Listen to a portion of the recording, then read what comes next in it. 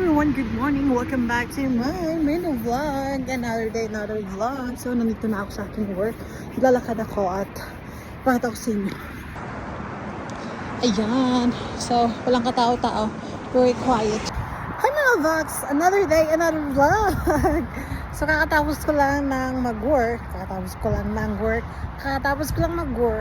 And uwi na ako. And tomorrow is the last day. Because tomorrow is Friday. So, gladly, natapos na naman natin ang another week. Diba? Hindi natin namamalayan. Mag-August na. August, then September. Then bare months na already. Then mag-Christmas and New Year. And I don't know kung kailan ako uwi ng Pilipinas.